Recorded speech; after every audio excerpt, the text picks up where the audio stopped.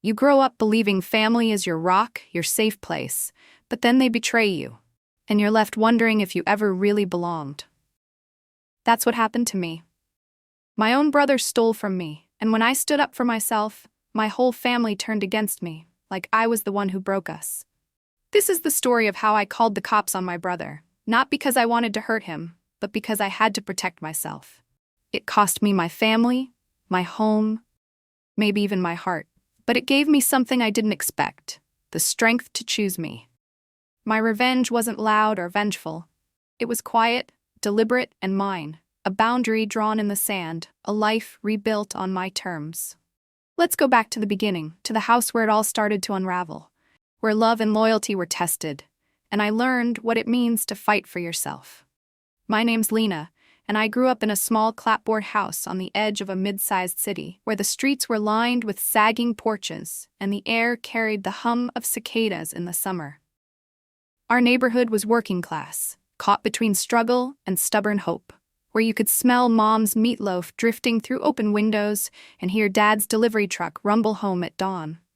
The house was old, its floors creaking under every step, its walls papered with faded flowers that peeled at the edges. It was home, but it was also a battlefield, where love came with conditions I didn't understand until it was too late. My brother, Jake, is 2 years younger than me. I'm 22 now, so he's 20. Growing up, we were like fire and water. Me, steady and careful, him, wild and untamed. I was the responsible one, always doing my homework, helping Mom with dishes, saving my allowance in a rusty coffee tin she gave me when I was 8. I'd drop coins in it, the clink promise of college, a life where I wasn't always scrambling. That tin was more than money. It was my freedom, my proof I could build something better. Jake, though, was chaos. He'd sneak out at night, climbing the oak tree by his window, breaking toys and blaming the dog, lying about where he'd been with a grin that could charm anyone. Mom and Dad called it boys being boys, their voices soft with excuses, but I saw the hurt in his recklessness, like he was running from something he couldn't name. I found a letter in his room once when we were teens, tucked under a pile of comics. It was from Dad, written after a long haul. "You're the man of the house when I'm gone, Jake. Step up." Jake was 15, and I think that letter broke something in him. He started acting out more, stealing candy from the corner store, skipping school, like he was proving he didn't care. But I saw the fear in his eyes when Dad yelled, the way he'd slump when no one was looking. He wasn't all bad. There were moments, rare, fleeting, where he'd show me the brother I wanted to believe in. When I was 10, I sprained my ankle, and Jake carried my backpack home from school every day for a week, his skinny arms straining but his smile proud. Or when we were 14, we snuck onto the roof during a summer storm, sharing a bag of chips under a tarp, watching lightning crack the sky. "You're gonna do big things, Lena," he said, his voice soft, like he meant it. I held on to that memory, believing we'd always have those moments. But they faded, like stars drowned out by city lights.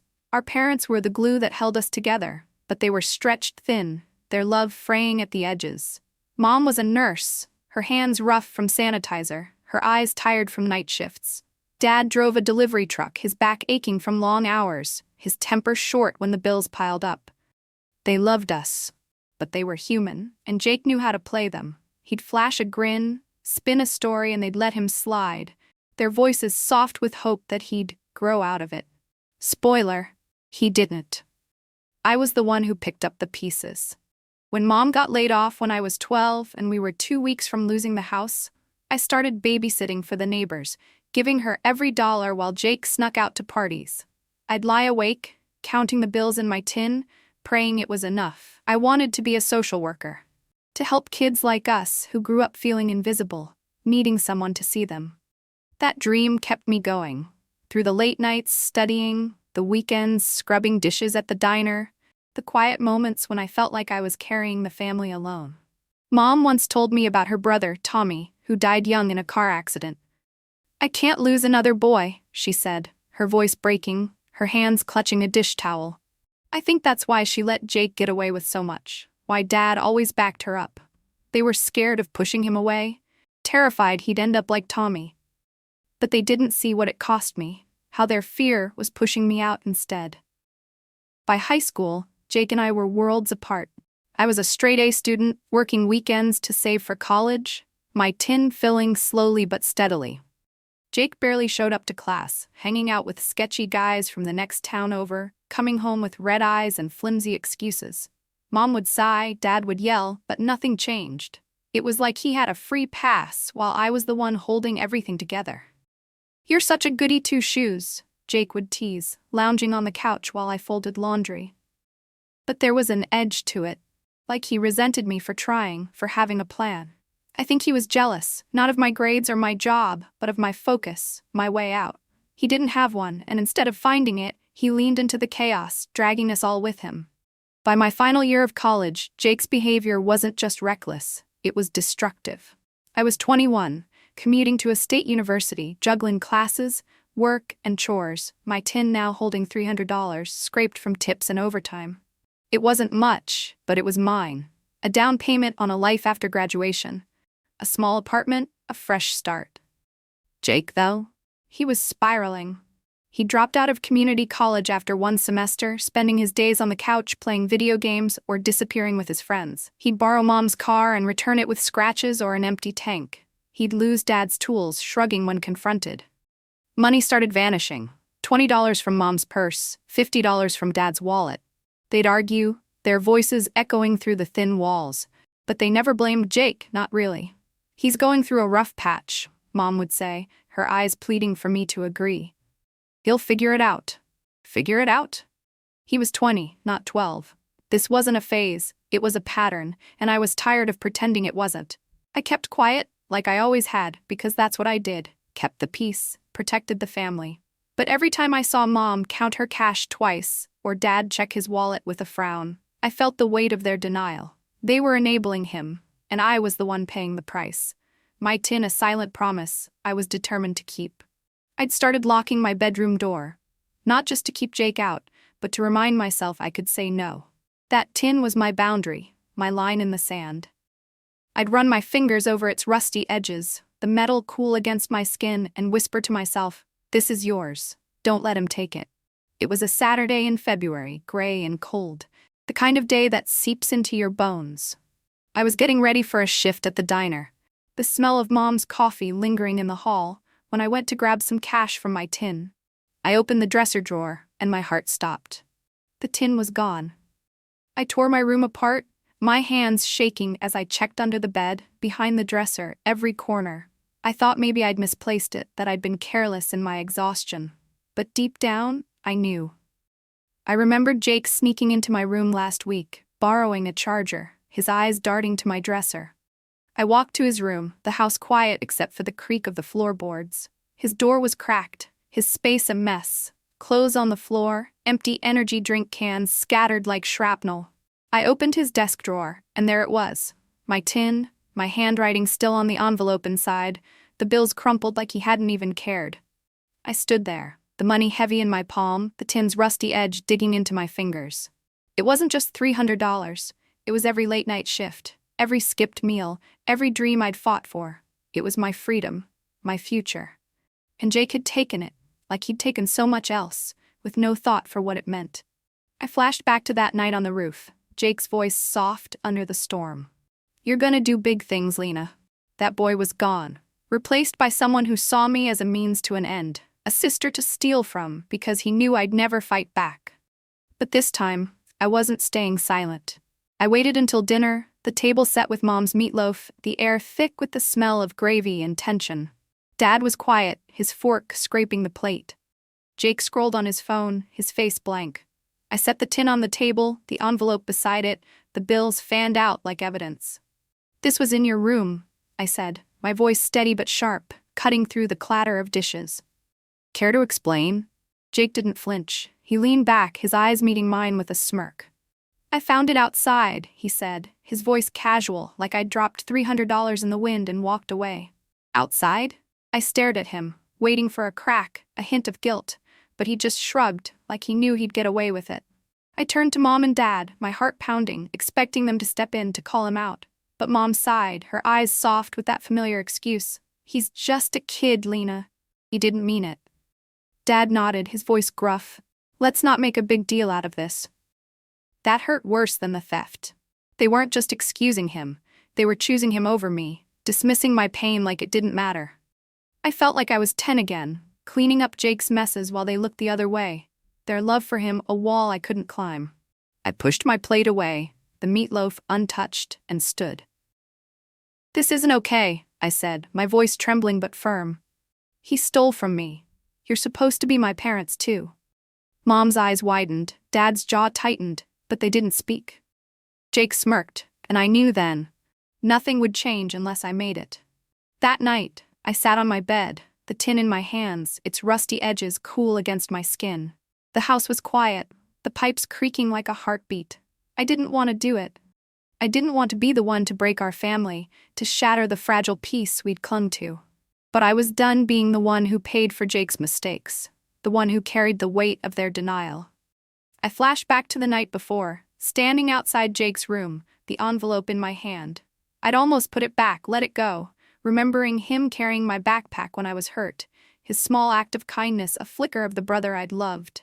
But then I saw my reflection in the hall mirror, tired, broke, invisible. I couldn't keep saving him at my expense. I pulled Mom and Dad aside in the living room, the TV droning a sitcom laugh track that felt like mockery. "He stole from me," I said, my voice low but steady. "Either he returns it and apologizes, or I'm calling the police." Mom laughed, a nervous sound like I was joking. "Lena, you're not serious. He's your brother." Dad shook his head, his arms crossed. "Don't escalate this. We'll handle it." Handle it?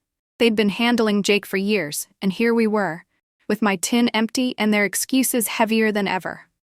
I looked at them, my parents, the people who were supposed to protect me, and saw they never would. Not from him. I went back to my room, my phone heavy in my hand. Jake knocked on my door, his voice low, almost threatening. "You're not really doing this, are you?" he said, his eyes daring me to back down. I froze, my thumb over the call button, his presence a weight in the dark. But I thought of all the times I'd backed down, all the pieces of myself I'd given up. I pressed dial, the 911 operator's voice cutting through the silence. "This is Lena," I said, my heart pounding. "My brother stole from me, and I need help."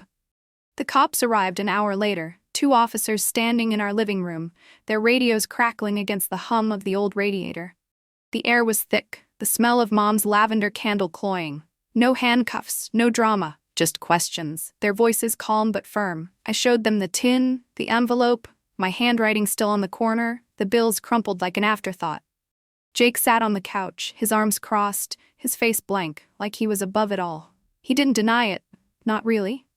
He mumbled something about borrowing it, his eyes flicking to Mom for rescue. But the officers weren't buying it. They made him hand over the money, warned him about consequences, and left, their boots heavy on the porch. The whole thing took 20 minutes, but it felt like a lifetime. The fallout, though, that was just beginning. Mom was furious, not at Jake, but at me. "How could you?" she shouted, her face red as the police car pulled away, its lights flashing through the window. "He's your brother. You've humiliated us." Dad paced, his hands clenched, muttering about family loyalty and airing dirty laundry. Jake just stared at the floor, silent for once. His smirk gone, but his guilt nowhere to be found. I stood there, the tin back in my hands, the money inside, but I felt emptier than ever. I'd gotten my freedom back, but I'd lost something bigger, the illusion that my family would ever choose me. That night, I locked my door, the click a small rebellion, and sat on my bed, the tin on my lap. I ran my fingers over its edges, the metal a reminder of what I'd fought for. But the house felt like a stranger's, its walls holding too many fights, too many silences. I knew then I couldn't stay. I lay awake that night, the house quiet, except for the creak of the pipes, the distant hum of the city outside. I'd done the right thing, hadn't I? I'd stood up for myself, set a boundary, reclaimed what was mine. But the way my parents looked at me, like I was the traitor, made me question everything. I thought that was the worst of it, the theft, the cops, the anger. But I was wrong. The real betrayal was still coming, and it would show me just how far my family was willing to go to protect Jake, even if it meant breaking me. The next day, the house was a tomb, the air heavy with unspoken words. Mom barely looked at me, her lips tight as she poured coffee, the pot shaking in her hands. Dad left for work without a word, his truck's engine a low growl fading down the street. Jake stayed in his room, the door shut, his music a muffled pulse through the walls. I went to class, worked my shift at the diner, but the weight of their anger followed me. A shadow I couldn't shake. I kept waiting for them to see my side, to realize Jake had crossed a line, that I wasn't the villain for standing up. But they didn't. That evening, Mom pulled me aside in the kitchen, the smell of burnt toast lingering, the fluorescent light buzzing like a trapped insect. "Lena," she said, her voice low, her eyes avoiding mine. I checked my purse. Some of my money's missing, too. I didn't say "I told you so," I just nodded, my throat tight, and said, "Exactly." But even that wasn't enough. She sighed, her shoulders slumping, and said, "He's struggling, Lena. We need to help him, not punish him." Help him? What about me? I'd been helping him my whole life, covering his messes, forgiving his lies, giving up pieces of myself to keep the family together. And now, when he'd stolen from me, from her, I was the one who needed to fix it.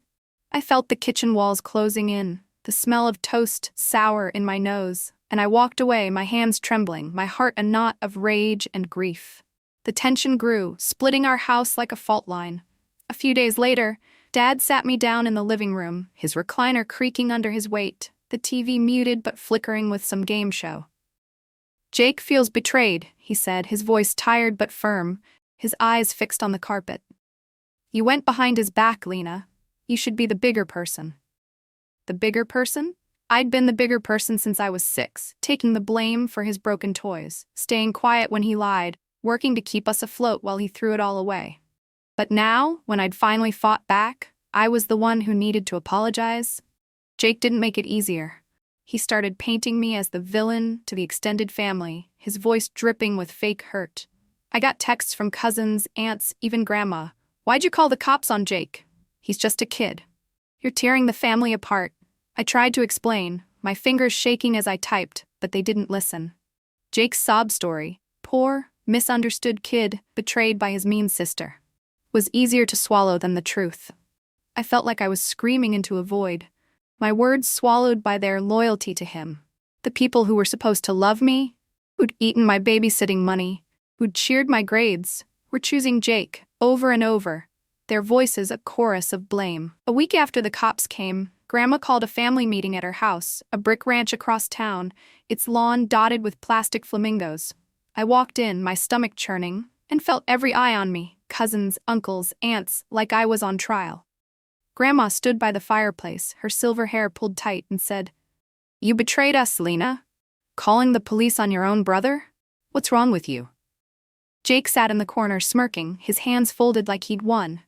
I tried to explain, my voice shaking, the tin, the money, the years of his lies, but no one listened. Uncle Tony shook his head. Cousin Mia looked away. I left, my face burning, the gravel crunching under my feet, knowing I'd never belong there again. I started pulling away, building walls to protect what was left of me. I stopped eating dinner with them, grabbing food on campus or at the diner, the greasy smell of fries a comfort. I'd come home late, slip into my room, and lock the door, the click a small defiance. I started looking for apartments, scrolling listings on my phone at 2 a.m., dreaming of a place where I could breathe, where my tin was safe, where I was enough. My friend Aisha, a classmate who'd become my lifeline, noticed the change. We'd meet at a coffee shop near campus, its tables scarred, the air thick with espresso and the hum of late-night students. Aisha was like me, raised by a single mom, always the responsible kid, her dark eyes sharp with understanding. "You okay?" she asked one day, her voice cutting through my fog. I told her everything, the theft, the cops, the family meeting, the texts piling up like stones. "They're gaslighting you," she said, her fingers tapping the table, her voice fierce. "You did the right thing, Lena. Don't let them make you doubt it." She told me about cutting off her cousin for stealing, how it cost her family but saved her peace. "You don't owe them your heart," she said, sliding a coffee toward me. Aisha was my anchor, texting me memes to make me laugh, showing up with pizza when I was broke, reminding me I wasn't alone. Her words were a spark, a reminder that I wasn't crazy, that my pain mattered. I'd done what I had to, and I wasn't going to let them rewrite my story. One day, I got an A on a paper I'd written at 3 a.m., bleary-eyed from crying. It was for my social work class, about helping kids in crisis, and the professor's note said, "You have a gift, Lena." I smiled, a small victory, and carried that warmth to the diner. My coworker Rosa, a 50-year-old single mom who'd become my unofficial mentor, saw it. She slipped me a free coffee, her hands quick on the grill. "Keep shining, kid," she said, her voice rough but kind. Rosa had her own scars. Over late shifts, she'd told me about leaving an abusive ex, how her family called her selfish for breaking the family. "You're not running," she said one night, flipping pancakes, the sizzle filling the quiet. "You're building. Don't let them tell you different." Her words stuck, a lifeline I clung to when the texts from my cousins came, when Mom's silence grew louder. A week later, there was a crack in the family's armor. My Aunt Carla, Mom's sister, called me. She'd heard Jake's version but wanted mine. I told her everything. The tin, the theft, the years of excuses, the family meeting where I'd been shamed. She listened, her voice steady over the phone. "He's been pulling this for years," she said, her tone firm. "Your parents need to stop enabling him. I'm proud of you, Lena." Carla confronted Jake, told him to stop bad-mouthing me. He did, mostly, his lies fading as the family's texts slowed. Mom admitted, quietly, that they might have been wrong to brush it off. "But he's your brother," she added, her voice pleading, like that excused everything. It didn't. Not anymore. I'd given them chances, years of them, and they'd chosen Jake every time. I wasn't waiting for their approval any longer. I signed a lease for a studio apartment a few miles away, a small place with creaky floors and a window overlooking a park, the trees bare against the winter sky. I didn't tell my family, not yet. I was saving every tip, working extra shifts at the diner, counting the days until I could leave. The tin sat on my desk, a reminder of what I'd fought for, its rusty edges, a promise I'd keep fighting. Aisha helped me plan, bringing takeout when I was too tired to cook, hyping me up when I doubted myself. "You're breaking the cycle," she said one night, her smile bright, her hands tearing into a slice of pizza. "You're choosing you." Rosa chimed in during a slow shift, her voice cutting through the diner's hum. "That apartment? It's your castle, Lena. Build it strong." Choosing me. That's what it came down to. Not revenge, not punishment, but a quiet, deliberate choice to protect my own heart, to build a life where I wasn't defined by their chaos. It's been a month since the police came. I moved out last week, my stuff in boxes, my new apartment still smelling of fresh paint, the park outside a quiet promise of new beginnings. I didn't tell Jake, didn't give him the satisfaction of a fight. Mom cried when I left, her hands clutching a locket she'd worn at Christmas years ago, a family heirloom she tried to give me as a peace offering. I left it on the table, its silver chain glinting in the light. That locket was their family, not mine. My family's the one I'm building, with Aisha, Rosa, and the dreams I'm chasing.